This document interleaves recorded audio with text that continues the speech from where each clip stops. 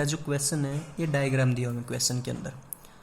आपसे पूछा गया कि find the ratio of Q1 and Q2। ये क्वेश्चन बेटा आपका कंपटीशन लेवल के एग्जाम के अंदर पूछा जा चुका है। देखो अगर हम डायग्राम को अच्छे से देखेंगे तो हमें पता चल रहा है बेटा जो Q1 चार्ज है ना वो है पॉजिटिव नेचर का, क्योंकि यहाँ से इलेक्ट्रिक फील्ड लाइन क्या हो रही है, ओरिजिनेट हो रही है। और Q2 आपका नेगेटिव, क्योंकि यहाँ पर इलेक्ट्रिक फील्ड लाइन क्या हो रही है, टर्मिनेट हो रही है। हमें पता है पॉजिटिव चार्ज से इलेक्ट्रिक फील्ड लाइन ओरिजिनेट होती है और नेगेटिव चार्ज पर टर्मिनेट होती है। बेटा Q1 से कितनी इलेक्ट्रिक फील्ड लाइन निकल रही है, 2 2 4 6 8। Q1 से कितनी निकली, 8। Q2 पर कितनी टर्मिनेट हुई बेटा, 4, 1 2 3 4। तो Q1 बाय Q2 8/4 यानी कि 2। और हमें पता है बेटा जो Q2 है क्या है, वो नेगेटिव नेचर का है, यानी कि Q1 एंड Q2 क्या अपोजिट इन साइन, तो इनका रेशियो निकल गया बेटा -2। आपका आंसर होगा -2। नेक्स्ट क्वेश्चन देखो बेटा, नेक्स्ट जो आपकी प्रॉपर्टी है वो देखो, the field line are symmetric about the line joining two charges. इसको हम एक क्वेश्चन की सहायता से समझेंगे। देखो सिमेट्रिक का मतलब होता है सेम बेटा। देखो हमें दो चार्ज दिए हुए, इन दोनों चार्ज को एक लाइन ज्वाइन कर रही है और ये इनकी इलेक्ट्रिक फील्ड लाइन है बेटा। देखो सिमेट्रिक का मतलब होता है सेम, जो ऊपर है बेटा वही सेम नीचे। सिमेट्रिक का मतलब क्या होता है, सेम, यानी कि जो ऊपर है वही नीचे बेटा। हमसे क्वेश्चन के अंदर बोला गया which is greater magnitude Q1 and Q2। देखो जो पॉइंट चार्ज है Q1 और Q2, इनमें से किसका मैग्नीट्यूड ज्यादा है। दोबारा से समझे एक बार क्वेश्चन को। हमने पढ़ा बेटा the field line are symmetric about the line joining two charge. इसको मैं क्वेश्चन की सहायता से समझते हैं। ये डायग्राम देखो बेटा, which is greater magnitude Q1 and Q2। यहाँ पर दो चार्ज है Q1 और Q2, हम इनको एक लाइन ज्वाइन कर रही है बेटा सेंटर से, और ये इनकी इलेक्ट्रिक फील्ड लाइन। हमसे पूछा है बेटा Q1 और Q2 में से किसका मैग्नीट्यूड ज्यादा है। सिमेट्रिक का मतलब वो होता है बेटा सेम, यानी कि जो ऊपर है वही सेम नीचे। देखो बेटा आपका डायग्राम कुछ ऐसा होगा, जो सेम ऊपर था वो सेम नीचे। ये एंगल को हमने मान लिया बेटा Q1 पे अल्फा, और ये एंगल है बेटा Q2 पे। हमें दिखाई दे रहा है बेटा जो अल्फा है वो ग्रेटर देन है बीटा से। अल्फा किससे ग्रेटर देन है, बीटा से। यानी कि इसको एग्जाम्पल की सहायता से समझो। सपोज करो यहाँ से बेटा 4 इलेक्ट्रिक फील्ड लाइन निकल रही है। हमने माना कि ये 90 डिग्री से निकल रही है। ये एंगल भी आपका 90 है, ये एंगल भी 90 है, टोटल 360 का एंगल होता है बेटा। तो 4 ही निकलेगी 90 पे। तो यहाँ पे हमने देखा जो बीटा है बेटा उसका एंगल क्या है, कम है। तो यहाँ से हमने माना 6 निकल रही है 60 डिग्री पे।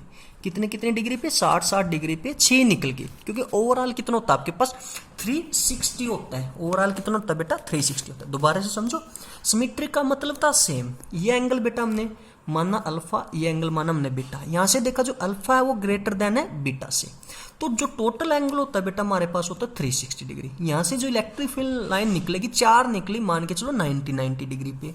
तो यहाँ से बेटा 6 निकल रही है 60 डिग्री पे, क्योंकि जो बीटा है उसका एंगल क्या है, कम है। यानी जो Q2 चार्ज है उसका एंगल क्या है, कम है। Q1 का एंगल क्या है, ज्यादा है। तो बेटा यहाँ से 4 निकले, यहाँ से 6 निकली, यानी कि Q1 से कम इलेक्ट्रिक फील्ड निकली और Q2 से ज्यादा निकली।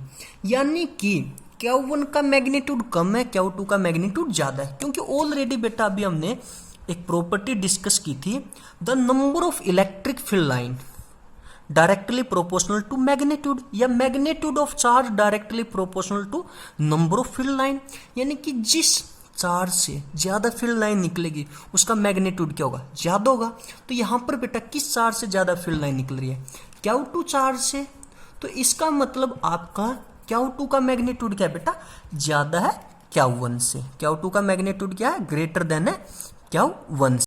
नेक्स्ट जो हमारी प्रॉपर्टी है बेटा वो है द डेंसिटी, यानी कि relative closeness of field line gives magnitude of field. यानी कि जितनी ज़्यादा क्लोज इलेक्ट्रिक फील्ड लाइन होगी उतना ज़्यादा मैग्नीट्यूड होगा इलेक्ट्रिक फील्ड का। इसको हम H.C. वर्मा की बुक के एक एग्जाम्पल की सहायता से समझते हैं। देखो बेटा ये फील्ड लाइन है, हमसे पूछा कि एक हमारे पास 3 पॉइंट है, A पॉइंट, B पॉइंट और C पॉइंट। हमसे पूछा है A पॉइंट पे इलेक्ट्रिक फील्ड और B पॉइंट पे इलेक्ट्रिक फील्ड के बीच में कंपैरिजन। देखो पॉइंट ए पर जो इलेक्ट्रिक फील्ड लाइन है वो है क्लोज, यानी कि यहाँ पर डेंसिटी क्या ज्यादा है। इसका मतलब यहाँ पे इलेक्ट्रिक फील्ड भी क्या होगी, ज्यादा होगी। अगर हम बी पॉइंट पे देखते हैं तो बी पॉइंट पे बेटा आपकी इलेक्ट्रिक फील्ड लाइन क्या दूर दूर है, मतलब कि यहाँ पर इलेक्ट्रिक फील्ड की डेंसिटी भी क्या होगी, कम होगी। अगर डेंसिटी कम है तो यहाँ पर इलेक्ट्रिक फील्ड की वैल्यू भी क्या होगी, कम होगी। यानी कि पॉइंट ए पर इलेक्ट्रिक फील्ड ज़्यादा है पॉइंट बी से, यानी कि electric field at point A greater than electric field at point B. अब हम बात करते हैं सी और बी पॉइंट पे। सी पॉइंट पे बेटा जो इलेक्ट्रिक फील्ड लाइन है वो पास पास है, यानी कि यहाँ पर भी डेंसिटी ज़्यादा है। अगर डेंसिटी ज़्यादा है तो यहाँ पर मैग्नीट्यूड ऑफ इलेक्ट्रिक फील्ड भी क्या ज़्यादा है। तो इसका मतलब बेटा electric field at point C greater than electric field at point B. अब हमसे पूछा जाए पॉइंट ए और पॉइंट बी के बारे में बताओ। बेटा पॉइंट ए और पॉइंट बी पे जो इलेक्ट्रिक फील्ड लाइन है वो क्या है, सेम डेंसिटी से है। सेम डेंसिटी है तो इसका मतलब जो मैग्नीट्यूड है पॉइंट ए और बी पे बेटा वो भी क्या है, सेम है। यानी कि magnitude of electric field at point A is equal to at point C. बेटा ए और सी पर क्या है, सेम होगी। जो नेक्स्ट क्वेश्चन है बेटा वो देखो, the electric field are perpendicular to the surface of charge. जो इलेक्ट्रिक फील्ड लाइन है बेटा वो सरफेस पे क्या होती है, परपेंडिकुलर होती है। क्या होती है, परपेंडिकुलर होती है। देखो the electric field line are perpendicular to surface of charge, यानी कि सरफेस ऑफ चार्ज पे जो इलेक्ट्रिक फील्ड लाइन है वो कैसी होती है, परपेंडिकुलर होती है। जो हमारा नेक्स्ट पॉइंट है बेटा वो देखो बेटा next point, the tangent drawn on a field lines given the direction of electric field at that point. देखो the tangent drawn on a field line gives the direction of electric field at that point. ये बेटा एक electric field line है। हमसे पूछा है कि point A पर इलेक्ट्रिक फील्ड की डायरेक्शन बताओ। तुम पॉइंट ए पे क्या करेंगे बेटा, टेंजेंट ड्रा करेंगे ऐसे, तो ये डायरेक्शन होगी बेटा पॉइंट ए पे इलेक्ट्रिक फील्ड की। इसी तरीके से हमसे अगर पूछा जाए बी पॉइंट पे इलेक्ट्रिक फील्ड की डायरेक्शन बताओ, तो हम बी पॉइंट पे क्या ड्रा करेंगे, टेंजेंट ड्रा करेंगे, तो बेटा ये डायरेक्शन होगी बी पॉइंट पे इलेक्ट्रिक फील्ड की। सेम सी पॉइंट पे बेटा हम एक टेंजेंट ड्रा करेंगे, ये किसकी डायरेक्शन होगी, आपकी इलेक्ट्रिक फील्ड की एट पॉइंट सी। यही तो बोला बेटा, देखो the tangent draw on a field line gives the direction of electric field at that point, यानी कि इलेक्ट्रिक फील्ड लाइन पे जो हम टेंजेंट ड्रा करेंगे वो हमें क्या बताएगा, direction of electric field. Next देखो बेटा, two electric field line can never intersect each other. दो इलेक्ट्रिक फील्ड लाइन बेटा एक दूसरे को कभी इंटरसेक्ट नहीं करती। सपोज करो बेटा अगर वो इंटरसेक्ट करती तो क्या होता, देखो यहाँ पर वो एक दूसरे को इंटरसेक्ट करती, तो जो ये पॉइंट है बेटा इसको मान लिया हमने पी पॉइंट पे, हमारे क्या आते, दो इलेक्ट्रिक फील्ड की डायरेक्शन आती। देखो हमने यहाँ पे बेटा टेंजेंट ड्रा किया तो ये इलेक्ट्रिक फील्ड की डायरेक्शन, और यहाँ पर टेंजेंट ड्रा किया तो ये इलेक्ट्रिक फील्ड की डायरेक्शन, यानी कि ये पॉसिबल नहीं है। यानी कि two electric field line can never intersect each other. दो इलेक्ट्रिक फील्ड लाइन बेटा एक दूसरे को कभी इंटरसेक्ट नहीं करेगी।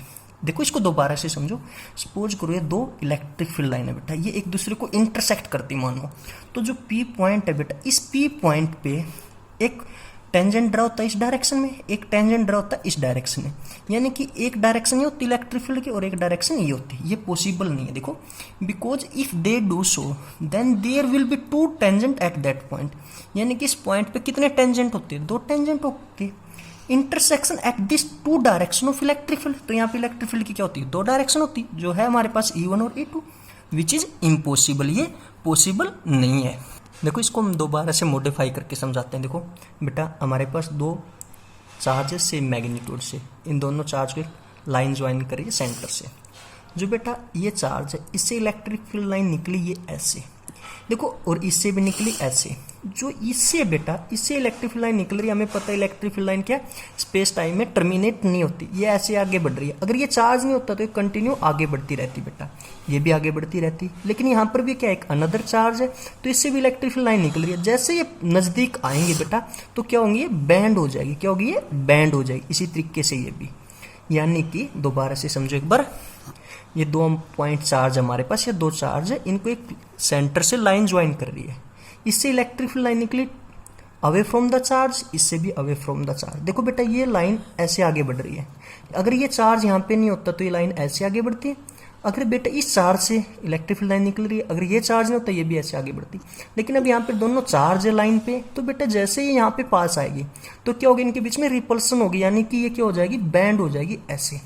सेम यहाँ पे बेटा, यानी कि line bend as they can not intersect, जिसकी वजह से ये क्या करेगी, एक दूसरे को इंटरसेक्ट नहीं करेगी। देखो बेटा आगे जो पॉजिटिव चार्ज होता है ना बेटा, उससे इलेक्ट्रिक फील्ड लाइन क्या होती है, रिपेल होती है। पॉजिटिव चार्ज से इलेक्ट्रिक फील्ड लाइन क्या होती है, रिपेल होती है, जो यहाँ पे हमने देखा। और नेगेटिव चार्ज पे इलेक्ट्रिक फील्ड लाइन क्या होती है बेटा, अट्रैक्टेड होती है। इलेक्ट्रिक फील्ड लाइन क्या होती है, नेगेटिव चार्ज पे अट्रैक्टिव होती है और पॉजिटिव चार्ज से रिपेल और नेगेटिव से अट्रैक्टेड।